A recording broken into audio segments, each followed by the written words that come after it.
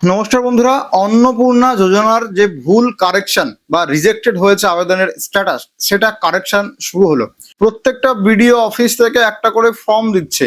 ওই ফর্মটা fill up করে তার সঙ্গে ডকুমেন্ট অ্যাটাচ করে জমা দিলে আপনার স্ট্যাটাসটা যেটা রিজেক্টেড রয়েছে সেটা কারেকশন হয়ে গিয়ে অ্যাপ্রুভ দেখাবে এবং আপনি টাকাটা পেয়ে যাবেন। তো এটা নিয়েই এই ভিডিওতে সম্পূর্ণ আপডেট দিচ্ছি। কি ফর্ম দেওয়া হয়েছে, কিভাবে ফিল আপ করবেন, ফর্মটা কোথায় পাবেন, কি কি ডকুমেন্টের সঙ্গে জমা দেবেন, সমস্ত কিছু। তাহলে চ্যানেলটিকে সাবস্ক্রাইব করে রাখুন, ফেসবুক পেজটিকে ফলো করে রাখুন এরকম গুরুত্বপূর্ণ ভিডিও আরো পাওয়ার জন্য।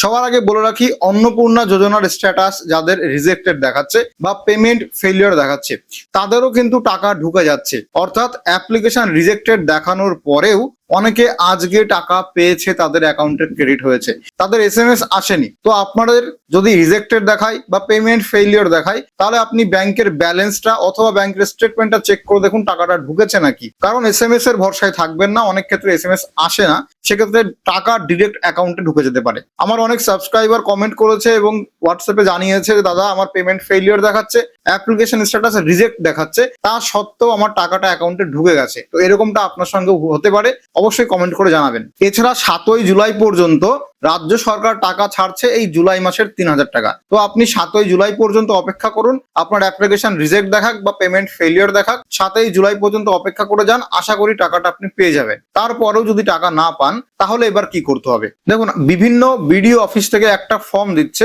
যেই ফর্মটা ফিল আপ করে তার সঙ্গে ডকুমেন্ট জমা দিলে আপনার ভুলটা সংশোধন হয়ে যেতে পারে। আগে ফর্মটা দেখাই, সেখানে কি কি ফিল আপ করতে হবে সেটা বলছি, তারপরে গিয়ে বলছি এই ফর্মটা আমরা কোথায় পেলাম। এইটা হচ্ছে ফর্মটা দেওয়া হয়েছে কোথা থেকে? তপন ব্লক থেকে। দেখুন, ব্লক আর মিউনিসিপ্যালিটি তপন ব্লক। এই ফর্মে প্রথমে লেখার অপশন আছে যে হেড অফ দ্য ফ্যামিলির নাম, আবেদনকারীর নাম লিখতে হবে, গ্রাম পঞ্চায়েতের নাম বা ওয়ার্ড নাম্বার লিখতে হবে, অনলাইনে আবেদন করার পরে যে টেম্পোরারি অ্যাপ্লিকেশন আইডি ছিল ওই আইডিটা এখানে লিখতে হবে, আধার নাম্বার লিখতে হবে, ভোটার নাম্বার লিখতে হবে এবং মোবাইল নাম্বার লিখতে হবে। এই সমস্ত তথ্য আবেদনকারীর। এবং তার সঙ্গে এখানে বলা আছে ফর্ম অর বেনিফিশিয়ারি, অর্থাৎ এখানে বেনিফিশিয়ারি আবেদন করছে কিনা ইয়েস নো করতে হবে। এবং তার সঙ্গে বেনিফিশিয়ারি 3 জুনে অফলাইনে ফর্ম ফিল আপ করেছিল কিনা সম্ভবত সেটা দেওয়ার কথা বলা হয়েছে। এবং 1/7/2026 সে টাকা পেয়েছে কিনা, অর্থাৎ জুলাই মাসে 3,000 টাকা পেয়েছে কিনা সেটা ইয়েস নো করতে হবে। এবং অফলাইনে যারা ফর্মটা জমা দিয়েছিল তাদের ফর্মটা সরকারি আধিকারিকরা সাবমিটেড করেছে কিনা, বলছে অফিস পোর্টালের মাধ্যমে সাবমিটেড করেছে কিনা, অর্থাৎ ডেটা এন্ট্রি করেছে কিনা সেটা লিখতে হবে। সিটিজেন পোর্টালে অর্থাৎ অনলাইনে আবেদন করেছে কিনা আবেদনকারী সেটা করতে হবে। অর্থাৎ এখানে বলতে চেয়েছে অফলাইনে আবেদন করেছেন নাকি অনলাইনে আবেদন করছেন, সেটা ইয়েস বা নো করতে। এবং আপনার ফর্মটা ডিজিটাইজ হয়েছে কিনা, অর্থাৎ আপনি অফলাইনে ফর্মটা জমা দেওয়ার পরে সরকারি আধিকারিকরা সেটা ডেটা এন্ট্রি করেছে কিনা, তার মানে ডিজিটাইজ হয়েছে কিনা। আর রিমার্কসে যদি কিছু লেখার থাকে তাহলে লিখবেন। এইবার এই ফর্মটা আপনাকে ফিল আপ করে এর সঙ্গে ডকুমেন্ট অ্যাটাচ করে জমা দিতে হবে। তাহলে কি কি ডকুমেন্ট চাওয়া হয়েছে? আধার কার্ডের জেরক্স, ভোটার কার্ডের জেরক্স এবং ফর্ম ফিল আপ করার পরে যেই টেম্পোরারি আইডি বা স্লিপটা প্রিন্ট হয়েছে অনলাইন থেকে, ওই আইডিটার জেরক্স জমা দিতে বলেছে।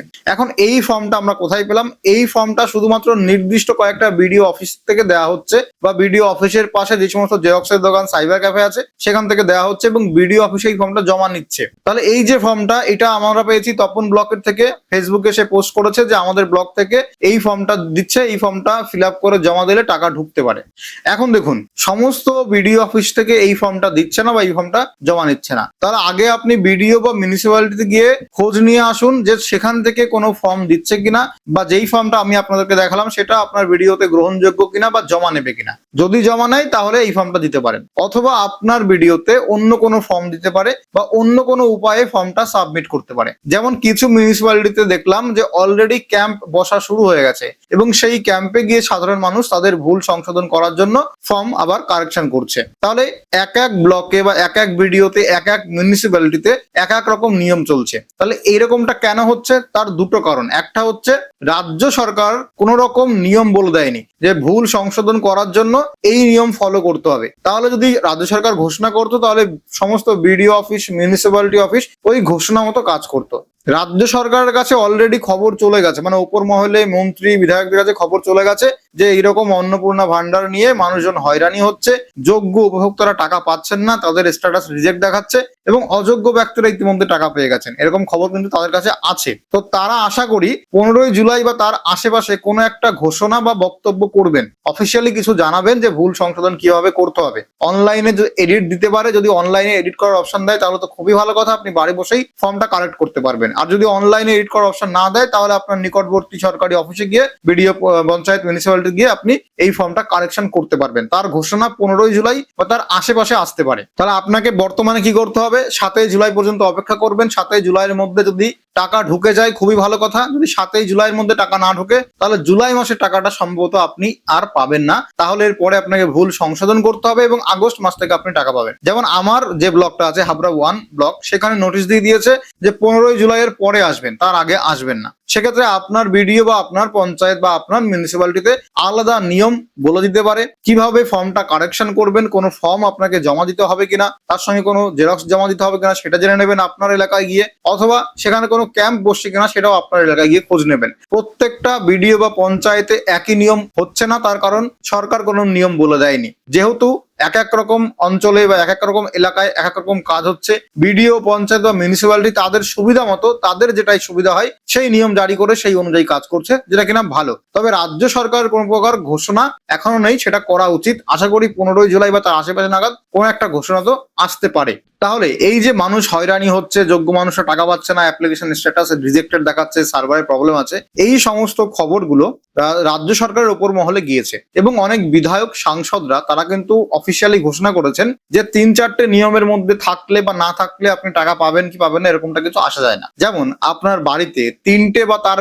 বেশি পাকা রুম আছে, মানে একটা ছাদ দেওয়া বাড়ি, সেখানে 3টে বা তার বেশি রুম আছে, তাহলে আপনি টাকা পাবেন না, এরকমটা নয়, তাহলেও আপনি টাকা পাবেন, সেটা বলা হয়েছে, বিধায়ক বা সাংসদরাই বলেছেন। এছাড়া আরেকটা কথা বলা আছে, স্বামী যদি সরকারি চাকরি করে তাহলেও তার স্ত্রীরা টাকা পাবেন, স্বামী যদি সরকারি পেনশন পায় তাহলেও তার স্ত্রী টাকাটা পাচ্ছেন, এবং স্বামী যদি ইনকাম ট্যাক্স জমা দেয়, ইনকাম ট্যাক্স ফাইল করে, তবুও যে স্ত্রী আছে সে টাকা পাবে। তো এগুলো অলরেডি দেখবেন আপনার পাশের বাড়ির যে সরকারি চাকরি করে তার বউ টাকা পেয়েছে, বা যার বাড়িতে 3টে বা তার বেশি রুম আছে সেও টাকা পেয়েছে, কিন্তু আপনার বাড়িতে এর মধ্যে কিছুই নেই, আপনি যোগ্য, তার থেকে বেশি যোগ্য, কিন্তু আপনি টাকাটা পাননি, এরকমটা হয়েছে। তো সরকার যোগ্য উপভোক্তা অযোগ্য উপভোক্তার মধ্যে কিভাবে পার্থক্য তৈরি করেছে কোন নিয়ম মেনে, সেগুলো এখনো অস্পষ্ট, ক্লিয়ার নয়। এবং আপনার এলাকার যে বিডিও অফিস তাদের কাছেও হয়তো সঠিক তথ্য এই মুহূর্তে নেই, যার জন্য তারা ঠিকঠাক করে আপনাকে গাইডও করতে পারছে না। তো তারাও আশা করছে উপর মহল থেকে বা এসডিও থেকে বা ডিএম অফিস থেকে কোনো নির্দেশিকা আসলে তা সেই মতো কাজ করবে। তাহলে যত দিন যাবে আশা করি এর উপরে নির্দেশিকা বা কোনো ঘোষণা আসবে যে কিভাবে এরপরে এগোবে। তবে আপনি নিশ্চিন্ত থাকুন, আতঙ্কিত হবেন না। যদি আপনি যোগ্য আবেদনকারী হন তাহলে আপনি টাকা পাবেন, তার কারণ সরকার দেখছে যে যারা যোগ্য তারা অনেকেই টাকা পায়নি, কিন্তু তার থেকে যারা অযোগ্য তারা টাকা পেয়েছে। সেক্ষেত্রে সরকারের মনে এটাও ভাবনা রয়েছে, সম্ভবত ফেসবুক পোস্টে আমি দেখেছি, যে যারা মিথ্যে তথ্য বা ভুয়ো তথ্য দিয়ে জুলাই মাসে 3000 টাকা নিয়েছেন অন্নপূর্ণা ভান্ডারের, তাদেরকে কড়া ভেরিফিকেশন করা হবে আগস্ট সেপ্টেম্বর মাস নাগাদ, এবং তাদের বাদ দিয়ে দেওয়া হবে। যদি কেউ ধরা পড়ে যে ভুয়ো তথ্য বা মিথ্যে তথ্য দিয়ে অন্নপূর্ণা যোজনার টাকা নিয়েছে, তাদের টাকা ফেরত তো দিতে হবে, তার সঙ্গে তাদের আইনি ভাবে তাদের উপরে পদক্ষেপ নেওয়া হতে পারে, তারা আইনি শাস্তিও পেতে পারেন, এটাও কিন্তু ফেসবুক পোস্টে আমি দেখলাম। তাহলে এই মুহূর্তে আপনি কোনো চিন্তা করবেন না, যেই ফর্মটা দেখালাম আপনি আগে খোঁজ নিন আপনার এলাকায় এরকম কোনো ফর্ম দিচ্ছে কিনা বা জমা নিচ্ছে কিনা, তাহলে এই ফর্মটা সাবমিট করে দিন, আশা করি কাজ হয়ে যাবে। না হলে 7ই জুলাই পর্যন্ত অপেক্ষা করুন, আপনার স্ট্যাটাস যাই দেখাক না কেন টাকা ঢুকে যেতে পারে। না ঢুকলে 15ই জুলাইয়ের পরে কোনো সরকারি ঘোষণা আসলে সেই অনুযায়ী কাজ করবেন, অথবা 7ই জুলাইয়ের পরে আপনি আপনার বিডিও অফিসে খোঁজ নিতে পারেন